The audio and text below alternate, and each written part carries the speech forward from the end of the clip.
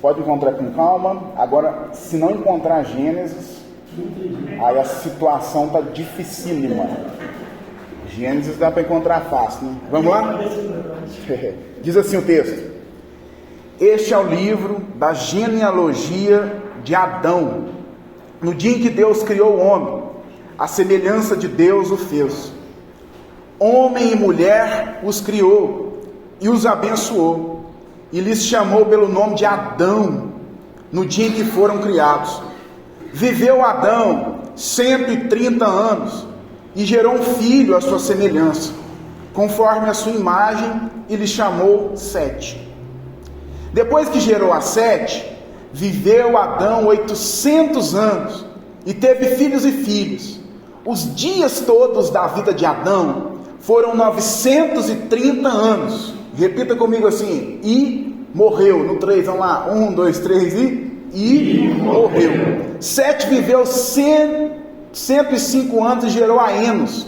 Depois que gerou a Enos, viveu Sete 807 anos e teve filhos e filhos. Todos os dias de Sete foram 912 anos e morreu. Enos viveu 90 anos e gerou a Cainã. Depois que gerou a Cainã, viveu Enos 815 anos e teve filhos e filhos. Todos os dias de Enos foram 905 anos e morreu. Cainã viveu 70 anos e gerou a Malaléu. Depois que gerou a Malaléu, viveu Cainã 840 anos e teve filhos e filhos. Todos os dias de Cainã foram 910 anos e morreu. Malaléu viveu 65 anos e gerou a Jared. Depois que gerou a Jared, viveu Malaléu 830 anos e teve filhos e filhos. Todos os dias de Malaléu foram 895 anos e morreu. Jared viveu 162 anos e gerou a Enoque. Depois que gerou a Enoque, viveu Jared 800 anos e teve filhos e filhos. Todos os dias de Jared foram 962 anos e morreu. Enoque viveu 65 anos e gerou a Metusalém. Andou Enoque com Deus.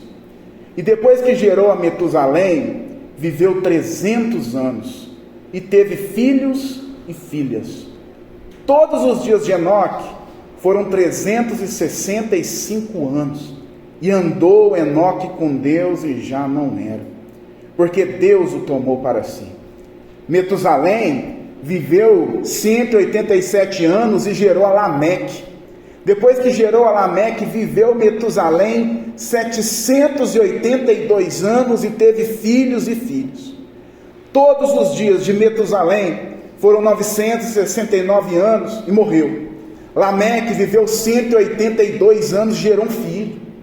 Pôs-lhe o nome de Noé, dizendo: este nos consolará dos nossos trabalhos e das fadigas de nossas mãos, nesta terra que o Senhor amaldiçoou. Depois que gerou a Noé, viveu Lameque 595 anos e teve filhos e filhas. Todos os dias de Lameque foram 777 anos e morreu. Era Noé da idade de 500 anos e gerou a Sem, Cã e Jafé. Vamos orar mais uma vez? Senhor, nós nos colocamos diante de Ti e principalmente diante da Sua palavra. Palavra inspirada, que tem poder, é eficaz para transformar a nossa vida. Palavra que nos consola, que nos traz esperança em meio a um mundo caído. Essa é a nossa oração nesta noite. Nos consola com esta palavra, nos traz esperança com esta palavra. Que possamos ser os seus servos nessa noite, que possamos estar agarrados, submissos à tua palavra somente neste culto. Por isso nós oramos e te agradecemos em nome de Jesus. Amém. Meus irmãos, o tema do nosso sermão, da nossa mensagem essa noite, será: quando todos morrem, Deus continua escrevendo a história. quando todos morrem, Deus continua escrevendo a história. Porque existe algo que todos nós sabemos, mas raramente nós gostamos de encarar isso com profundidade. O fato de que a nossa vida, ela tem, meus irmãos, um limite. Nós podemos lutar, nós podemos trabalhar, nós podemos estudar, nós podemos fazer todas as coisas possíveis. Nós podemos construir uma vida e uma família muito sólida. Nós podemos planejar projetos que podem durar décadas, não é? Projetos muito bem arquitetados. Mas há uma realidade que nenhum planejamento ele consegue evitar. Nenhuma agenda ela consegue controlar. A famosa morte. Porque ela não faz distinção de gerações, ela não respeita vocações, ela não respeita títulos, ela não respeita a estabilidade financeira, ela não consulta cronograma algum, ela simplesmente chega. E talvez o mais desconcertante não seja o fato de que nós morremos, afinal nós sabemos que isso é algo certo, mas o fato de que depois que nós morremos, meus irmãos, a história aqui, ela vai continuar. A história, ela continua depois que nós partimos. Os seus filhos, eles vão continuar depois que você partir. A igreja, ela vai continuar depois que eu e você partirmos. A obra de Deus, ela vai continuar. Novos nomes vão surgir, novas gerações vão aparecer. E quando nós chegamos a Gênesis 5, nós encontramos um capítulo que nos obriga, não há como fugir, nos obriga a encarar essa realidade, sem nenhuma distração, enquanto segue uma linhagem iniciada por Adão, tratando acerca do seu terceiro filho, chamado Sete. Quando nós olhamos para esse capítulo 5, meus irmãos, nós não vamos encontrar aqui o que nós encontramos em muitos outros capítulos da Bíblia, não é? Nós não encontramos aqui milagres, nós não encontramos aqui um grande discurso de um pregador, nós não encontramos aqui feitos heróicos de um personagem muito conhecido pelo seu heroísmo, a sua história, mas a única coisa que nós encontramos aqui são nomes, não é? O mais enfático que nós percebemos nesse texto é que esse texto é permeado de muitos nomes, inclusive nomes difíceis de falar, né, Luiz? Às vezes, porque traz o famoso trava-línguas, né? Nome difícil. Mas é interessante perceber que ao final de cada nome desse que Gênesis 5 ele nos traz, a gente encontra a mesma frase no final de todos. Te pedir para repeti-la intencionalmente. Ao final de cada nome nós encontramos o trecho "e morreu". E meus irmãos, essa é a realidade de Gênesis 5. E essa é uma realidade universal. É a minha realidade, é a sua realidade. Diante dessa realidade surge uma pergunta inevitável: quem é que está escrevendo a história enquanto todos morrem? Quem é que controla a história quando a morte chega para tantas gerações, para tantas pessoas? A resposta para essa pergunta sugere exatamente o título do nosso sermão que lhes trouxe no início dessa mensagem. Quando todos morrem, Deus continua escrevendo a história. Mas embora o refrão desse capítulo, não é, seja as pequenas palavras "e morreu", embora esse refrão ele seja repetitivo no capítulo 5, esse texto ele não começa falando de morte, não é? Quando nós olhamos para os versículos 1 e 2, esse texto nos convida intencionalmente a olhar para alguns detalhes importantes da criação. Nós estamos aqui para nos localizarmos melhor logo após a queda, depois de Gênesis 3. Nesse estágio bíblico, o pecado ele já entrou no mundo, a morte ela já foi anunciada como uma consequência da desobediência de Adão, lembra? E após uma promessa de conflito, que está lá em Gênesis 3,15, da linhagem da serpente, a semente da serpente, contra a semente da promessa que viria da mulher, isso é marcado por um progresso cultural. Quando nós lemos o capítulo 4, nós vemos a linhagem de um homem chamado Caim, e ali nós vemos progresso cultural, ali nós vemos a corrupção moral aumentando, ali nós vemos o pecado crescendo de forma desacerbada em torno da humanidade. Mas aí, antes de listar esses nomes de vários personagens, o texto nos lembra algo fundamental nos versículos 1 e 2. A humanidade foi criada à imagem de Deus. Essa realidade, após o pecado, não foi a forma como Deus criou todas as coisas. Não foi a forma como o Senhor criou o homem, criou a mulher.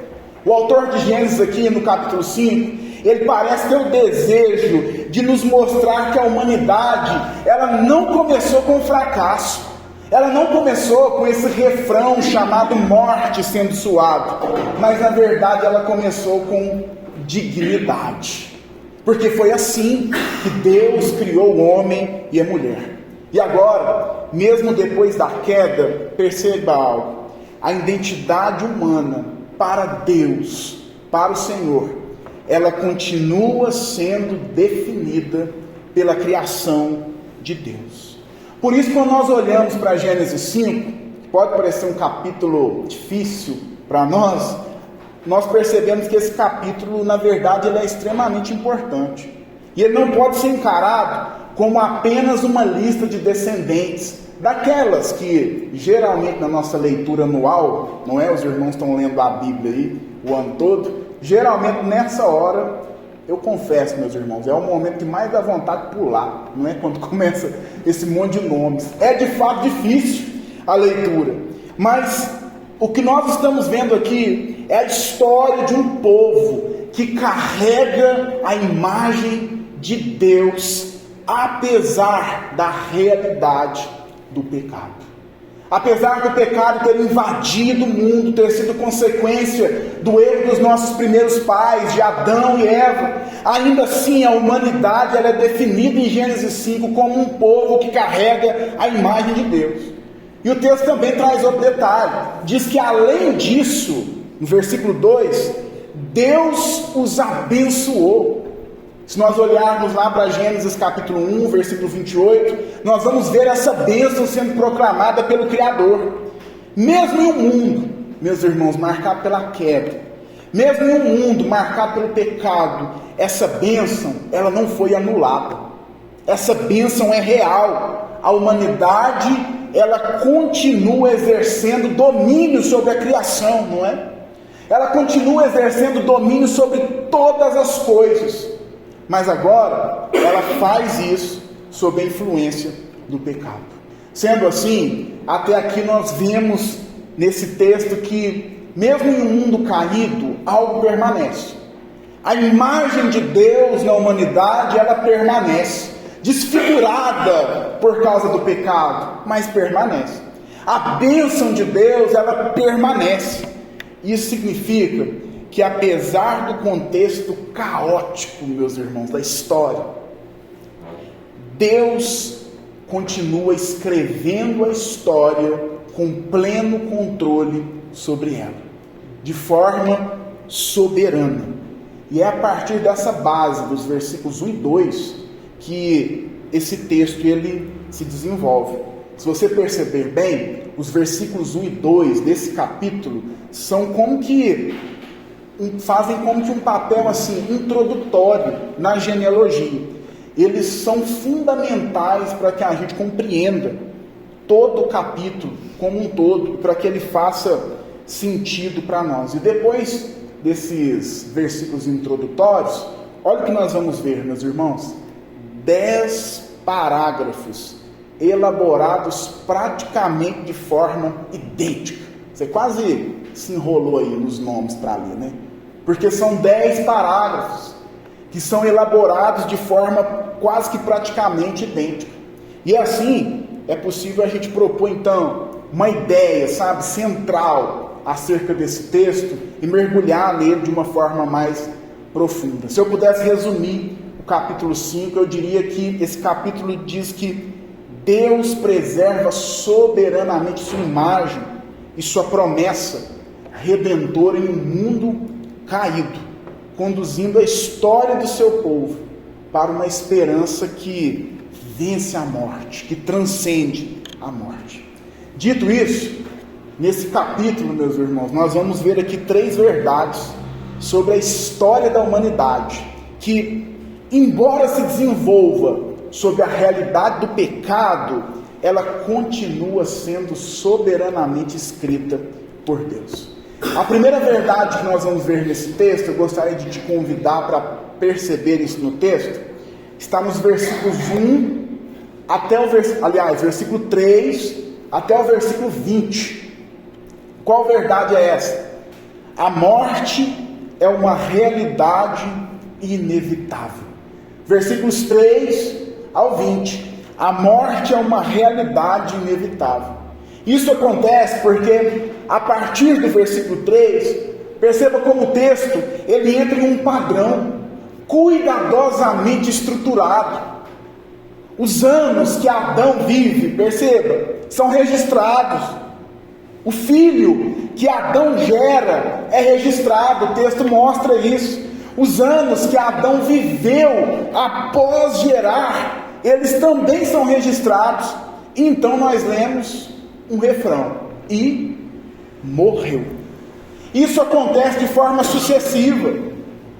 Da mesma forma acontece com o personagem Sete, que é filho de Adão, o terceiro filho de Adão, que substitui um filho que foi assassinado por Caim, Abel. Depois nós olhamos para Enos e acontece a mesma coisa. Depois Cainã e a mesma coisa. E sucessivamente esse ciclo ele é repetido. A estrutura aqui, ela se repete quase que mecanicamente com todos os personagens. Não foi isso que nós lemos? O texto diz, olha, viveu X anos, gerou um filho. Viveu depois disso X anos. Teve filhos e filhos. Foram todos os dias Y e morreu. O mesmo refrão se repetindo sempre. Se nós olharmos para esse texto de uma forma racional, talvez nós diríamos, olha, por que não resumiu, né? Por que botou esse monte de nome aqui? Parece que nós olhamos para um texto e vemos um certo descuido literário para fazer com que o leitor ele desista. Mas, meus irmãos, não é isso. Na verdade, o que nós estamos vendo aqui, o autor desse texto, Moisés, é plena intenção teológica. O autor, ele quer propositalmente que nós sintamos o peso desse refrão. Ele quer propositalmente que esse refrão seja repetido ao longo deste capítulo. E ele repete esse refrão por 8 vezes até o versículo 20, gerando uma forte progressão narrativa. Porque quando nós lemos esse texto, nós criamos essa expectativa, não é? Nós vamos lendo, e todas as vezes nós já sabemos o final da história de cada personagem. Nós já sabemos que nós vamos ler e morreu. Se nós olharmos lá para o capítulo 4, Gênesis 4, obviamente, Gênesis 4 mostrou o avanço da violência da linhagem de Caim. Uma cultura que avança, uma cidade que avança, uma tecnologia que avança, um progresso humano claro. Mas aqui, agora, nessa linhagem de Sete, a linhagem da promessa, o foco não é a civilização, o foco não é o progresso humano, mas o foco aqui, meus irmãos, é claramente a mortalidade. A mesma linhagem que carrega a promessa, mesmo essa linhagem que carrega a promessa do Senhor, ela não escapa dessa consequência chamada morte, consequência do pecado. Isso é significativo demais para nós nesse texto. É como se esse refrão repetitivo ele tivesse a função de martelar um versículo muito claro das Escrituras. Gênesis 2:17. Quando Deus trouxe uma narrativa clara para os nossos primeiros pais, para Adão e Eva, diz, olha, se comer desse fruto, certamente morrerás.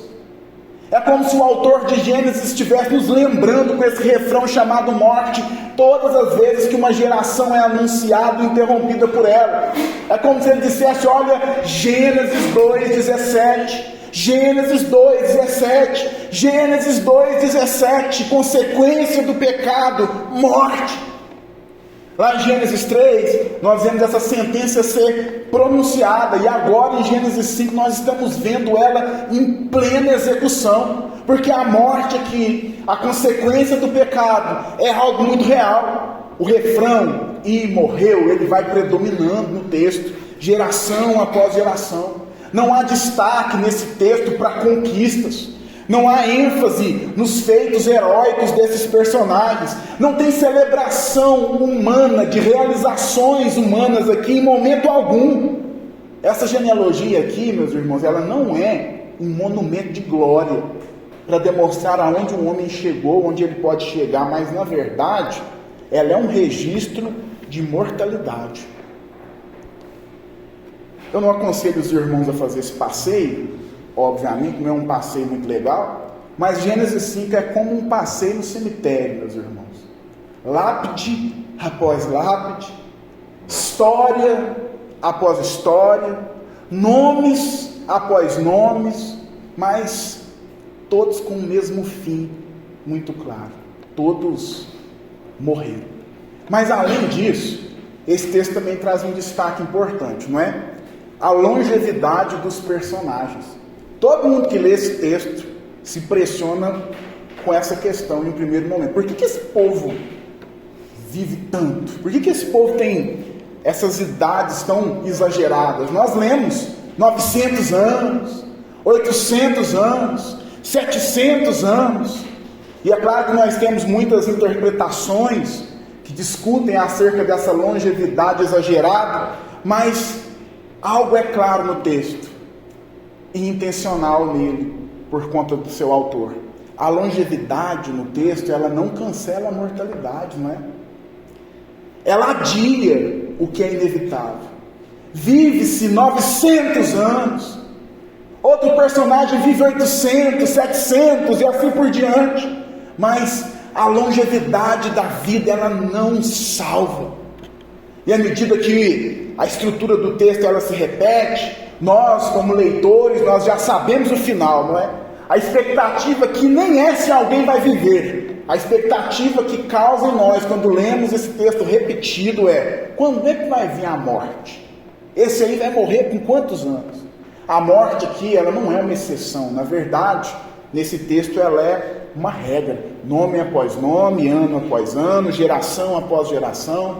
A humanidade, ela até continua, é isso que o texto quer nos mostrar, mas cada indivíduo, todos os indivíduos, eles são sucumbidos pela morte. E aí, aqui nós encontramos certas tensões importantes. Gênesis 5, meus irmãos, preserva a linhagem da promessa, linhagem anunciada lá em Gênesis 3,15. O que nós vemos em Gênesis 5 é que a semente da promessa que Deus prometeu, ela continua. Deus mantém a sua fidelidade apesar do pecado da humanidade. A promessa não elimina a morte. A redenção, ela foi aqui já anunciada em Gênesis 3,15, mas ela ainda não foi consumada.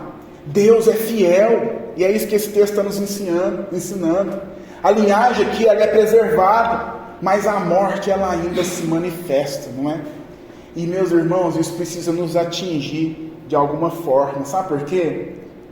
Esse texto de Gênesis 5, que faz um contraste claro com a linhagem de Caim em Gênesis 4, ele desmonta algumas ilusões modernas que nós temos. Porque a tecnologia que a linhagem de Caim teve, ela não traz redenção. O progresso da humanidade não trouxe redenção. A longevidade, os anos prolongados que nós vemos de cada personagem aqui, eles até fazem com que aquele povo viva muito, mas eles não conseguem redimir o homem. Por isso, meus irmãos, nós somos convidados a não descansar na longevidade dessa vida, ou no progresso dessa vida, no quanto nós conseguimos fazer nessa vida. As realizações nessa vida, elas não interrompem o refrão que predomina nesse texto: a morte. A morte, ela é universal, não adianta fugir dela. A morte, ela é consequência do pecado. A morte, ela alcança todas as gerações. Gênesis 5 nos impede de viver de forma ilusória, meus irmãos.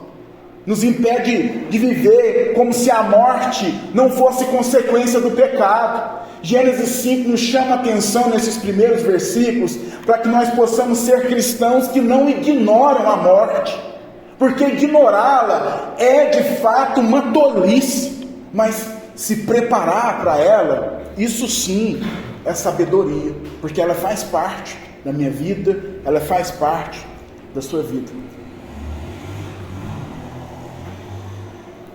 Todas as vidas, todo cenário, toda a história da humanidade é marcada por esse refrão.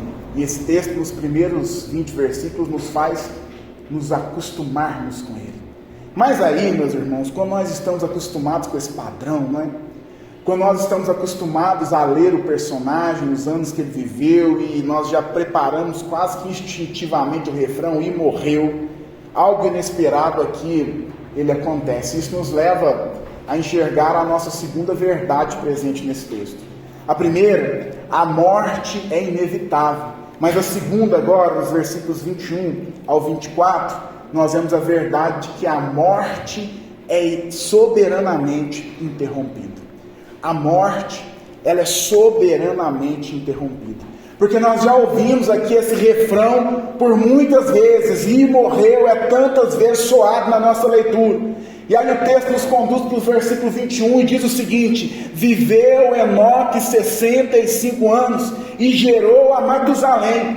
E até aqui, tudo igual, o padrão, ele não é diferente, o padrão é parecido, mas o restante do parágrafo nos demonstra algo diferente.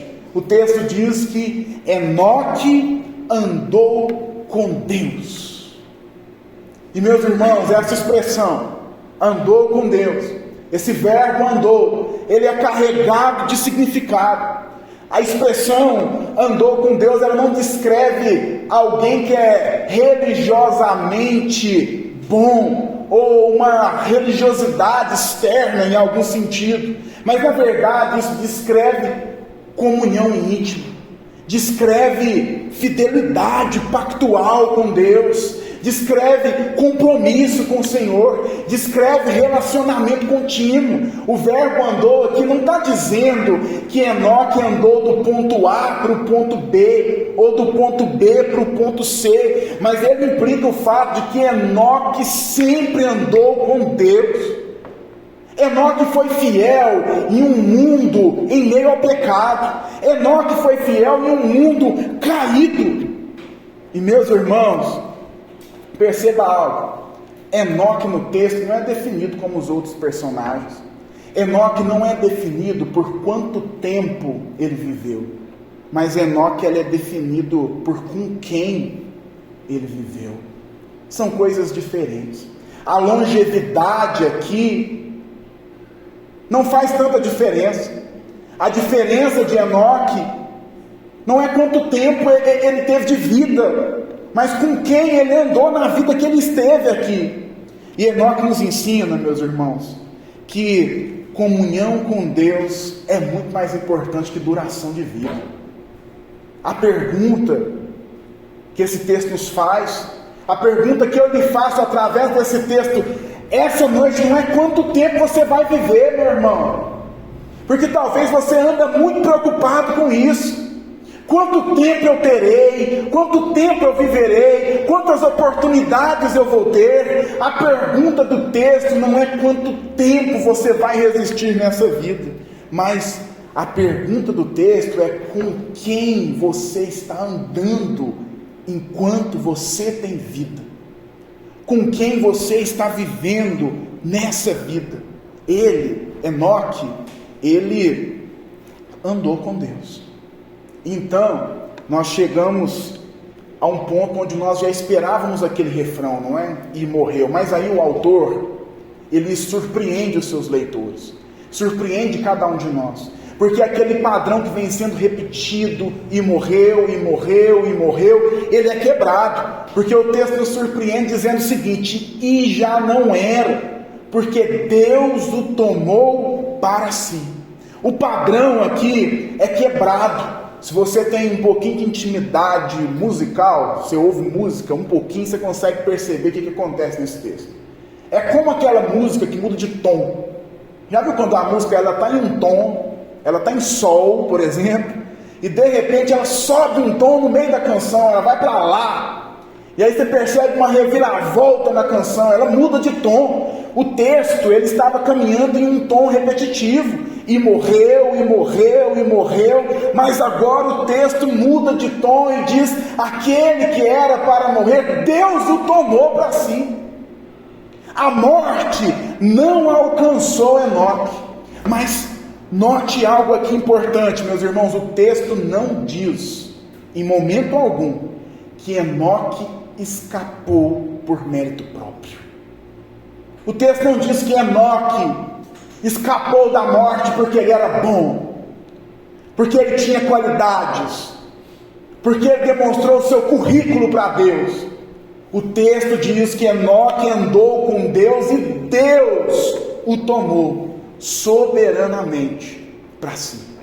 O sujeito da ação aqui, quando nós lembramos lá das nossas aulinhas de português, o sujeito aqui, aquele que pratica a ação, é exclusivamente Deus. É Ele quem faz a ação. A interrupção da morte aqui, ela não vem da capacidade humana, mas ela vem da soberania divina. O que é relatado, meus irmãos, sobre Enoque, não nega de forma alguma a realidade da morte, mas revela que essa realidade, ela não é algo absoluto. A morte, ela é sim universal, e o texto não está negando isso em momento algum, mas ela não é soberana, porque Deus é um Deus soberano. O lugar de Enoque na linhagem dessa promessa também é algo que nos chama atenção, porque é significativo. Enoque, se você fazer uma continha rápida aí, você vai ver que Enoque, ele é o sétimo dessa linhagem, o sétimo da linhagem de Sete. E quando a gente contrasta lá com a semente da serpente, a linhagem de Caim, lembra? Nós vamos perceber lá que lá havia um homem chamado Lameque, da linhagem de Caim, é outro Lameque. E aí nós fazemos um contraste. O sétimo da linhagem de Sete, Enoque, ele andou com Deus. E quando nós olhamos para o sétimo da linhagem de Caim, nós vemos aquele homem, lembra? Que cantava os seus feitos por ser um homem violento.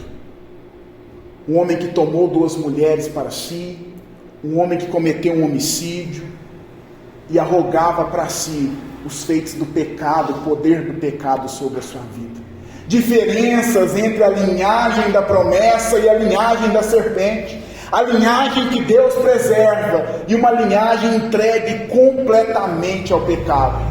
Mas o número 7 na cultura hebraica, meus irmãos, ele é frequentemente considerado um número especial, até para nós, né? O número 7 geralmente é o número lá da perfeição. E isso nos chama atenção, porque quando nós olhamos para Enoque como o sétimo dessa linhagem, isso significa que o autor, ele colocou esse homem no número 7 da linhagem de forma intencional. É como se Enoque, nessa descendência, nessa genealogia, brilhasse, sabe, como um farol. É como se o autor dissesse assim: olha, tem um nome, tem um personagem brilhando aí. Preste atenção no número 7. O autor, ele quer que nós vejamos algo aqui. Enoque, ele é um sinal, meus irmãos.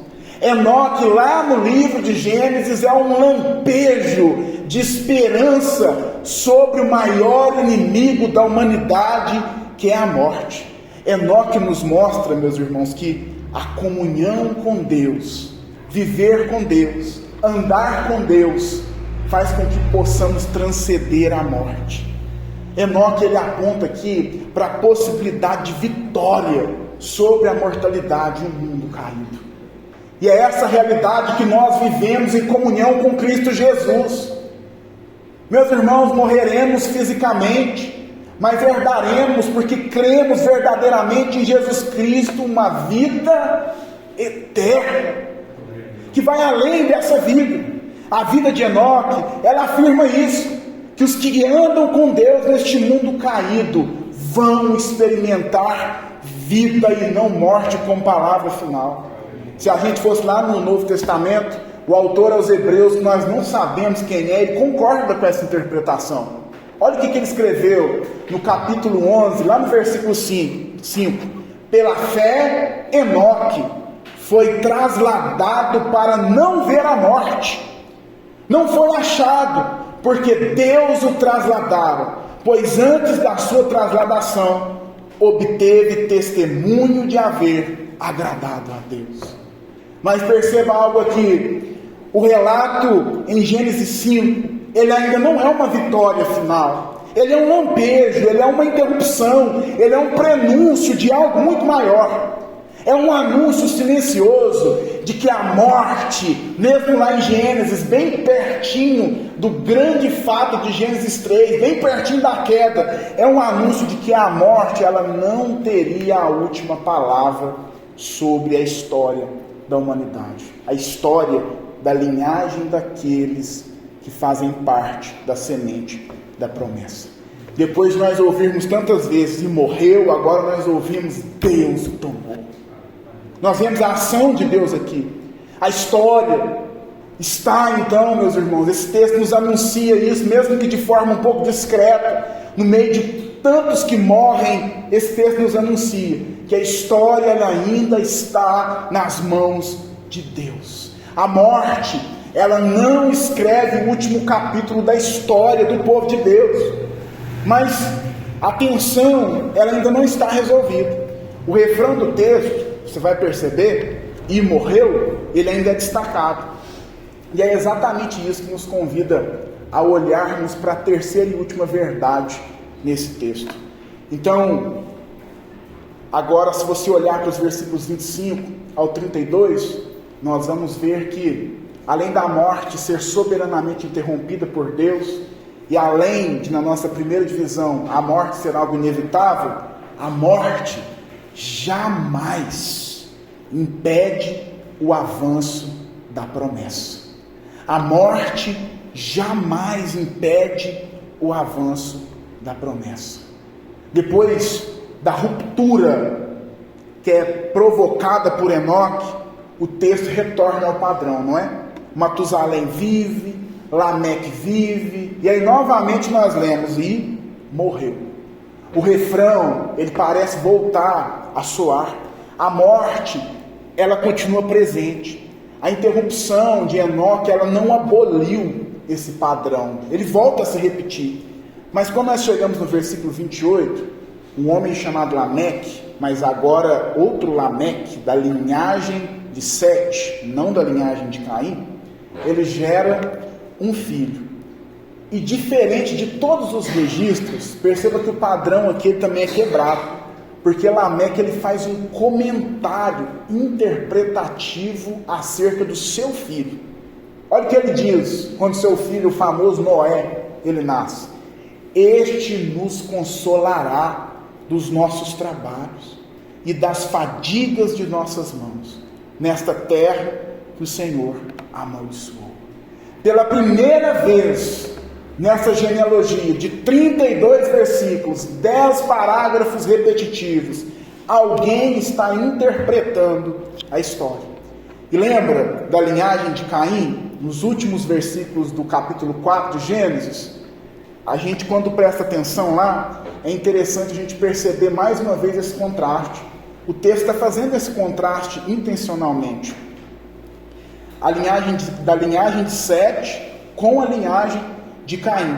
Enquanto o filho de Caim, agora um outro Enoque, um Enoque mau, pensa assim, semente da serpente, ele tem uma cidade na terra com seu próprio nome. Lameque, da linhagem de Sete, a linhagem da promessa, ele quer algo totalmente diferente do Enoque da linhagem de Caim. Enquanto Enoque tem uma cidade com seu nome, Lameque ele faz um pedido, uma oração. Ele quer que o Senhor o livre da maldição daquela terra. Maldição que o próprio Senhor, ele colocou sobre o povo. É como se Lameque, ele olhasse para trás, sabe? É como se Lameque, ele conseguisse olhar lá para Gênesis 3. E ele reconhece o peso da maldição. Ele reconhece o peso do trabalho após o pecado. Ele vive sob essas consequências e ele parece interpretar muito bem isso. Mas ele também olha para frente, não só para trás. Porque ele nomeia o seu filho de Noé. E o nome Noé, uma boa sugestão para filhos, ele é associado à ideia de descanso, alívio, consolo. É isso que significa o nome Noé. Enquanto a morte, então, ela continua agindo, sabe, em cada geração, o texto parece nos mostrar que a esperança, ela está ganhando voz. Primeiro com Enoque, e agora com o nascimento de Noé. A promessa, lá de Gênesis 3,15, ela não foi esquecida. A linhagem da semente, a semente da promessa, ela continua. A genealogia, meus irmãos, que parecia apenas repetir, sabe, morte, morte, morte, ela revela para nós no final do seu capítulo um propósito maior. Cada nascimento aqui que foi anunciado não é mera continuidade, sabe, biológica. Ninguém nasceu aqui por nascer. Na verdade, esse texto nos mostra a preservação de uma promessa que aconteceu lá atrás. Uma promessa que aconteceu lá em Gênesis capítulo 3, versículo 15. Texto que eu quero que você leia lá na sua casa, porque repeti inúmeras vezes aqui já. A morte, ela elimina indivíduos, perceba isso, mas ela não consegue interromper o plano redentivo de Deus que começou lá em Gênesis 3,15. A sentença de Gênesis 2,17, aquela que o Senhor disse, certamente morrerás, ela continua sendo executada, mas a promessa, meus irmãos, ela continua sendo preservada. E é isso que Gênesis 5 quer que a gente enxergue. Mesmo em meio a um refrão, e morreu, repetido, que ecoa repetidamente, Deus está conduzindo a história rumo ao cumprimento da sua palavra. Mas Noé, ele ainda não é o cumprimento final, não é? É verdade que no próximo capítulo, Gênesis 6, assim por diante, esse personagem, ele vai trazer preservação através do juízo, não é? Através do dilúvio, a vida de Noé preservaria essa mesma linhagem de Sete. Noé, ele seria um instrumento de salvação, mas a gente sabe que Noé também faria parte desse refrão, porque Noé também em algum momento ele morrerá. Isso significa que a esperança definitiva na narrativa bíblica, ela está mais adiante. A genealogia que começou lá em Adão, agora ela chega a Noé e ela vai continuar avançando. A morte parece dominar, não é, cada geração, mas a promessa, ela nunca é interrompida, porque na verdade, meus irmãos, a história, ela não pertence à morte. A história, ela sempre pertenceu a Deus. A linhagem que está sendo preservada aqui, ela culminaria muitos séculos depois em um outro nascimento. Um nascimento que não ia trazer um alívio temporário. O consolo, o alívio que Noé trouxe, ele foi temporário, mas este que nasceria, ele traria de fato um alívio, um consolo definitivo. Por isso, eu gostaria de concluir te dizendo que a genealogia que começa em Adão, ela não termina em Noé, meus irmãos. ela continua. Geração após geração, século após séculos, até que em outra genealogia, lá no Novo Testamento, depois abra sua Bíblia lá, quando você estiver um pouco mais calmo, em Mateus capítulo 1, versículo 1, a Bíblia nos narraria outra genealogia. E lá o texto diz no primeiro versículo o seguinte: livro da genealogia de Jesus Cristo. O que Gênesis 5 ele inicia é o Novo Testamento que consuma. Se em Adão, meus irmãos, todos morreram, em Cristo, como disse o apóstolo Paulo, na primeira carta aos Coríntios, lá no capítulo 15, versículo 22, aqueles que creem são vivificados. A morte, ela de fato ela entrou no mundo, na humanidade, por meio de um homem, mas por um homem também viria a ressurreição daqueles que creem. Enoque, ele foi um vislumbre, ele foi um lampejo, ele foi, uma pontinha do que viria. Noé, ele foi um instrumento de preservação, mas Jesus é o cumprimento definitivo da promessa que esse texto nos traz. Enoque, ele foi tomado, não é para não ver a morte, mas Cristo de fato, ele enfrentou essa morte. Enoque, ele foi levado de forma soberana por Deus, para não experimentar a morte, mas Cristo, ele venceu de fato a morte, encarou de frente à morte, e a venceu por meio da sua ressurreição. Noé, ele trouxe um alívio temporário da maldição com o dilúvio, preservando aquela linhagem, mas Cristo, ele trouxe redenção eterna da maldição. Meus irmãos, quando Cristo ele estava na cruz do Calvário, morrendo pela sua igreja, morrendo pelo seu povo, ele estava experimentando a sentença de Gênesis 2,17. Gênesis 2,17, o Senhor disse: olha, certamente morrerás, aquele que comer desse fruto. E quando Jesus ele está na cruz do Calvário, ele está de fato morrendo, mas no terceiro dia, ele rompeu definitivamente esse refrão que predomina em Gênesis 5. Ao terceiro dia, quando ele ressuscitou, ele vence essa leitura repetitiva que diz: e morreu, ele morreu, e morreu.